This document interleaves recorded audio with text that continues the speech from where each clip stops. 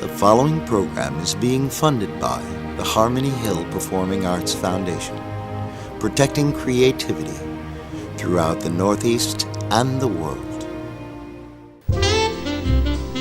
Ladies and gentlemen, and children of all ages, welcome to the Overall View, the program that lets you see from God's perspective the entire world and how God sees it all. Your hostess for this travel adventure is Josephine Russo, presenting for you the big picture. Because once you see the larger picture, everything else will seem smaller by comparison. May your troubles be few and your vision be large. And now, here's Josephine Russo.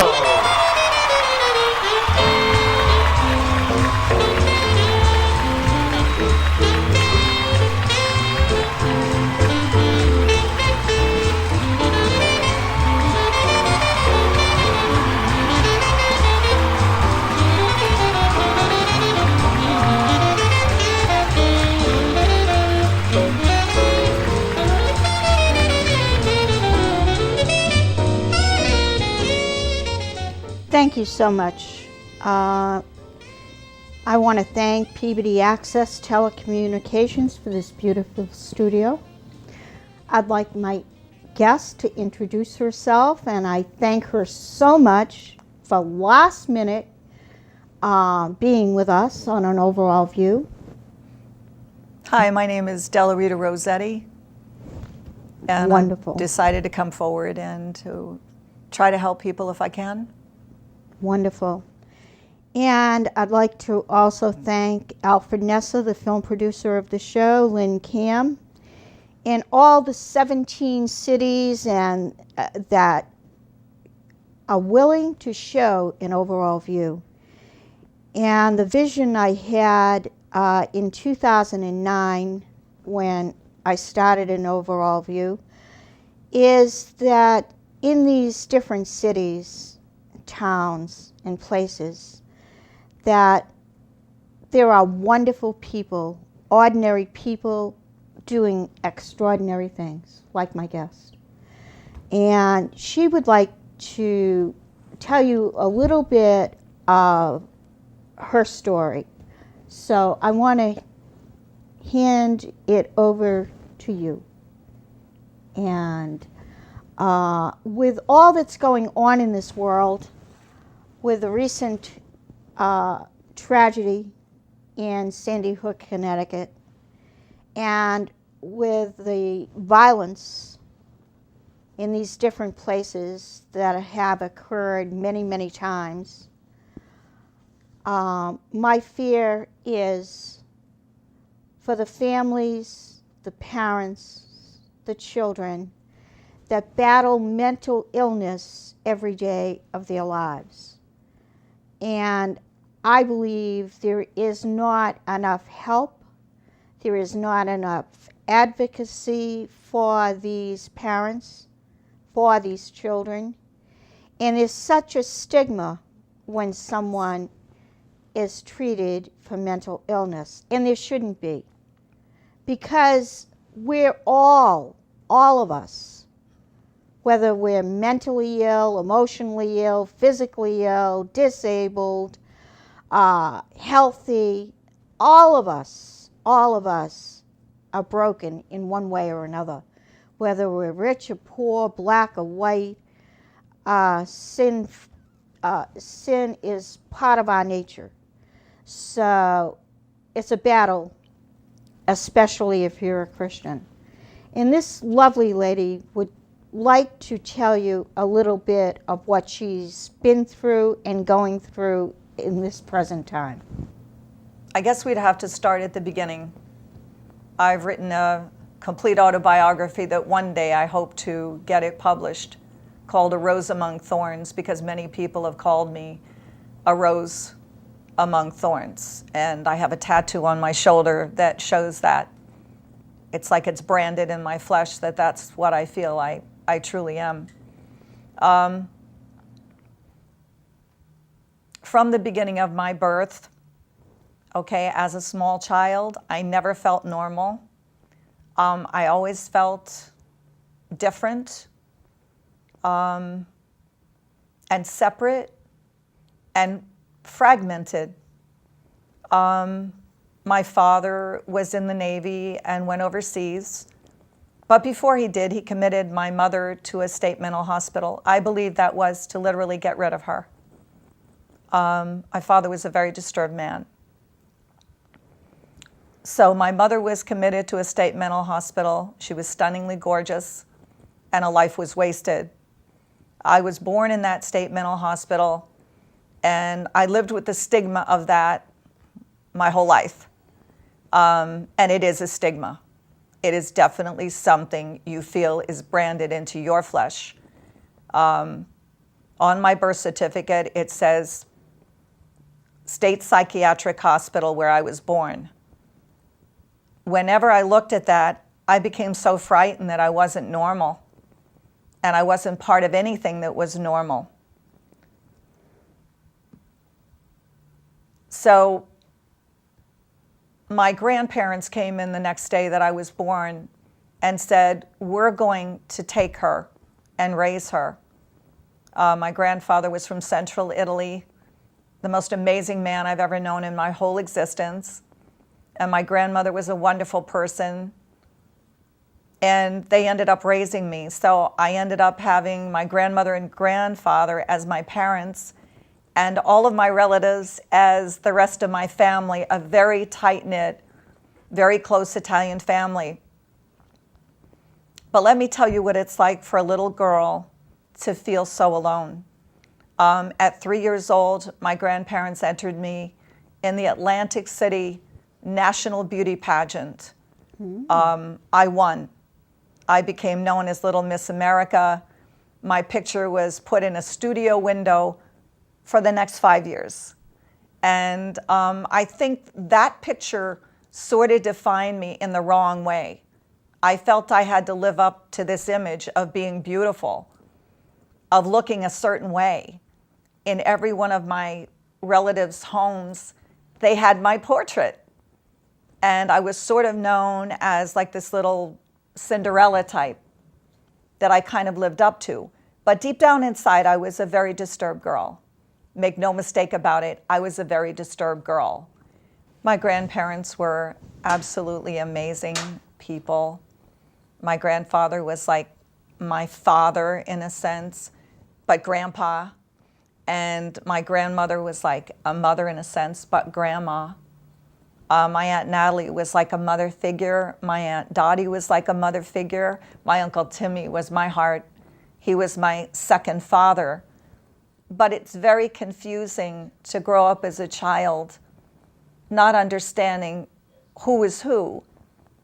I grew up very, very confused, still in a tremendously loving family, but very confused and very alone. I think my depression may have started as young as 4 or 5 years old.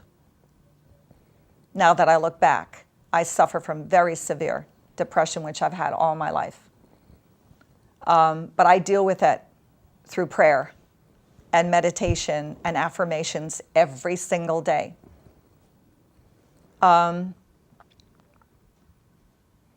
At, I would say, 6 years old, I had my first experience of abuse by a neighborhood girl. The memories I have of that are very horrendous. Of being taken off my bike, she would whip me off my bike and take me to a cabin and make me undress in front of boys. And that was my first experience of sexual abuse as a child. Now, my grandparents were not aware of that. I couldn't tell anyone. I didn't know how to express myself. I was visiting my mother in a state mental hospital who didn't even know me, who rejected me every time I went there, who pushed me away. And my grandparents would say, this is your daughter. And she would say, I don't have a daughter. So I began to think it was my fault that she was sick. I began to think it was my fault she didn't love me. So I think I became very confused about what love is at a very young age. And I've never discussed this, not even in therapy. So maybe God is directing me to say certain things to you today. At 7 years old, that was the worst year of my life. I was hit by a car and ended up with a head concussion. I suffer severe migraine headaches now from that, unexplained dizziness, and near fainting attacks. I just deal with it. I always say, it's not cancer, I'm not dying, I'm a survivor. But something much more horrendous happened to me at 7 years old. And the scope of that has damaged me my whole entire life. And that is, my father used to come and visit me. He would take me to Florida to visit my other grandmother, who was the most wonderful soul in the world, and my 11 aunts and uncles, very big, close-knit family again. And when I was 7 years old, he told my grandparents that he was taking me to Florida to visit my grandparents, my grandmother, and my family in Florida. What my father did was literally destroy my life that day and confuse me even more than I had ever been confused, and make me distrust adults, society, people at large. My father took me on a plane. I remember we went to New York first. I remember eating a grilled cheese sandwich that I didn't like very much. I think I paid a lot of attention to that particular day because it didn't feel right. I wasn't with Grandma and Grandpa. I wasn't with Aunt Natalie and Uncle Louis and my Aunt Dottie and Uncle Timmy and all my wonderful relatives in my family. I was on a plane now, and I was heading for San Francisco. Wow. I remember when my father had kidnapped me. He had taken me away from the only family that I had ever known and loved to a strange place. I always say San Francisco is my heart and my home because I lived there for so many years. I remember being at the airport, and the strangest thing happened there. There was this woman standing in front of me, and my father said, "Go and hug her. That's your new mother." What? And I was thinking, what? Who is she? My mother? What mother? What mother is that? Because I've had a lot of them. And now we're calling somebody else, I'm to call somebody else my mother. So I had to hug this woman. And that day was the most confusing day of my life. I was taken to one family's home after another. And I was introduced to all of these strange people. This is your aunt. This is your uncle. These are your cousins.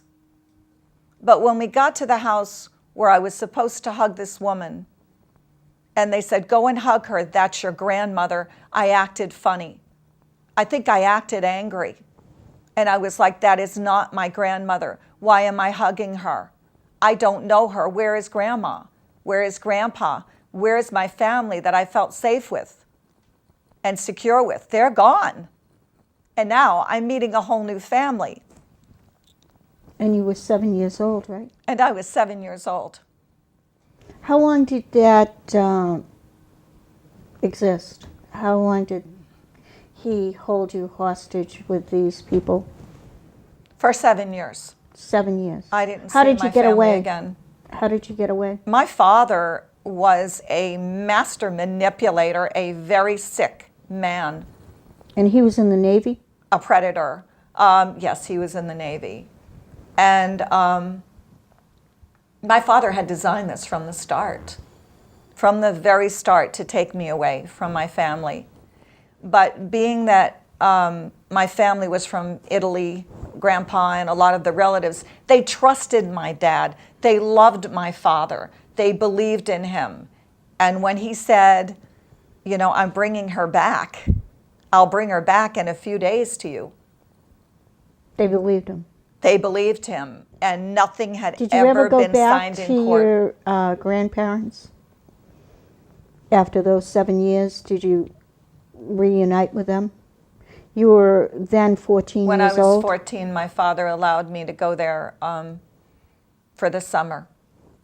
And I And that was remember I was distant from them. I was a bit of a troublemaker. I was going out every night hanging out with my friends. I had made all these friends from Philadelphia and New Jersey and some of my old friends.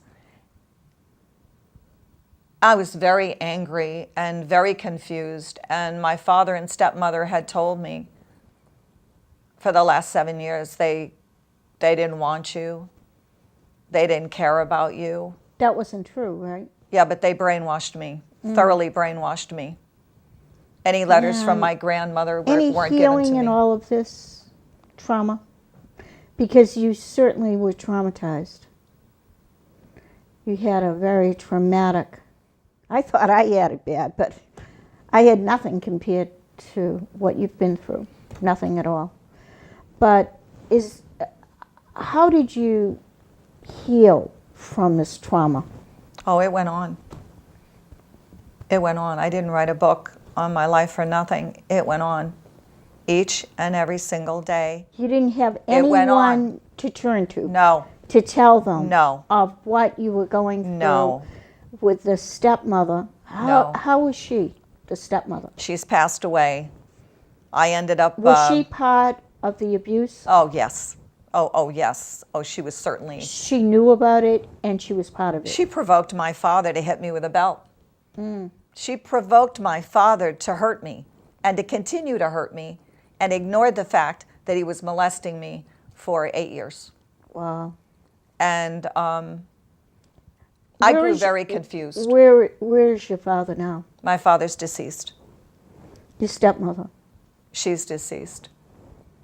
And in your role of writing this book and in your adult life, and you're a Christian, right? Yes.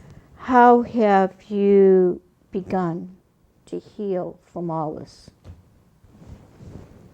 It took years and years and years.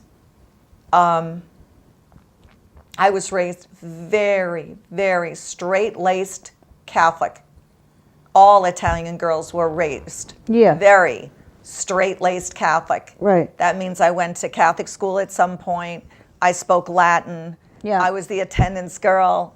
Yeah. I was so proud of being a Catholic. Right. I had an amazing voice, so I sang in the choir. Right. I sang at church. Yeah, So I understand. the one person that I would turn to then would be a priest. Oh, wonderful. So at 14 years old, maybe 13, How was the priest? I was in a confessional. And this still gets to me. I was in a confessional booth where you're very locked in with God. Right. And no one else is there. So Right. that's the only place I can say I actually felt safe. The only place I felt was in that confessional. And when the priest said to me, "What is wrong, my child?" I hung my head down. I remember I hung my head down and I wouldn't leave there. And he goes, "What is wrong, my child? You seem very distressed." And I said the strangest thing. I go, "Who's listening?" Because it's very important I know who's listening. I said, "I want to make sure that no one's listening." That's how afraid I was of my father. And he said, "God's listening, and I'm listening to you." And I still asked him, "Am I safe then?" And after I told this priest that I had been molested every single day since the age of 7, Every day and every night, beaten regularly, and emotionally starved for love. That priest got so upset, he opened the confessional door, which you don't do. No. He opened the confessional door and grabbed me by the hand and said, "Oh my God, oh my God, I have to do something about this. Where is your father?" And I'm pulling on him and I'm grabbing him and I go, "You can't do that. You can't do that. He'll beat me. He'll kill me for telling someone." And my father got out of his car and in his Southern style accent, he said, "What did you do?" And I said, "Nothing, Daddy." And he pulled me away from the priest and he threw me in the back seat of the car and he was swinging at me to hit me in the back seat of the car. So I knew I was going to get a beating for that. I can't tell you how my faith was shaken in God and my belief in God. That's all I had. That's all I had to believe in. And it was torn apart that day. So and unusual. It would be a long time before I would tell someone again. It's so unusual for a Catholic priest to reveal anything in the confessional. As far as I remember, it was supposed to be totally private. Totally, completely private. But we're all human, and maybe he thought he could help you. You know? When I started in therapy, I was 11. And I came from a very wealthy family, sort of like the silver spoon in your mouth. So no one would have thought that. I wore the best clothes in school. My father had the most beautiful homes. He was a naval officer now. Who was ever going to believe me?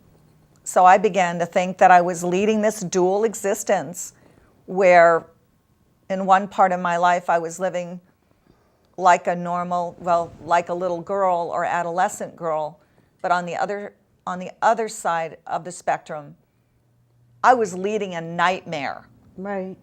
A complete dual existence. And how I kept my sanity through that. I think I started acting out severely to all this violence and all this pain and suffering. I started out in my first suicide attempt at 13 years old, and I do say my first. And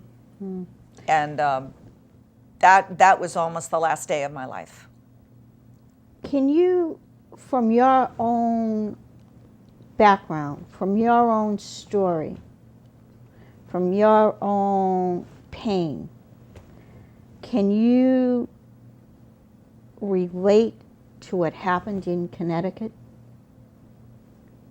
Can you give anybody any advice with children that are into these violent video games? Can you relate to the world that something has to be done to help the mentally ill, to stop this copycat shooting? And can you help us with that? Well, I can say that I did go on in my life to some pretty great things. My degree is in criminal justice, human services. I took every psychology course that you could imagine under the sun in the next 4 years. And I got straight A's in almost every single course I took because I wanted to learn about the human mind. I wanted to know why so many violent things happen and why they happen to me. And I wanted to know also the type of people that commit these type of crimes and why they do it. I wanted to know everything I could about violence. I studied violent crime and serial killers for 20 years and I learned a great deal about these type of people. And in every case, it goes back to the family. And it goes back to mental illness sometimes in their families. And it goes back to abuse and neglect in their families. A lot of the kids that I worked with were severely disturbed adolescent boys and girls. I've worked in psychiatric hospitals. I've worked in drug treatment facilities. And again, the pattern is over and over and over. It starts in the home. And I'm not saying that all parents are to blame. That's not what I'm saying. I'm saying that mental illness is so overlooked. It is so overlooked. I agree. And I'm saying that these SSRIs and all of these antidepressants are creating a catastrophe in this country.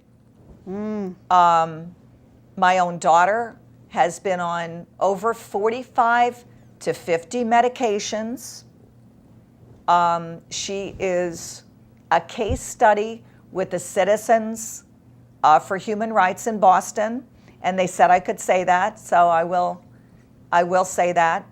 The damage that they did to her over the years in just using her as a guinea pig to experiment with psychotropic drugs or all these different drugs because she started with epilepsy and depression is overwhelming and has affected every facet of her life. She was put on the drug Klonopin at the age of 12 years old, a highly addictive drug. Wow. That caused her to suffer later on a very serious addiction in her life. She is 26 years old now. She's been chronically ill since almost the day she was born. She has spent several times in psychiatric hospitals where they have overloaded her with more medications and side effects. And I must say, this day, I am the proudest I've ever been of her. She has taken herself almost all medications except for her chronic illnesses. And when she took herself off that Klonopin, she became a totally different person again. She is drug-free as far as I'm concerned. And that says a lot about our society, because there was a time I didn't even know my daughter. I didn't know her. She was violent. Her behavior was erratic. She was suicidal for many years and very violent at times. And now I know that that was due to all of these different dangerous drugs that are out there. And there are millions and millions of children that are on these drugs today. This has to stop. Of the 14 shootings, and I just read this, of the 14 school shootings, every one of these shooters, either they're on SSRI or certain medications, or they have been taken off of them. What does that say about our society?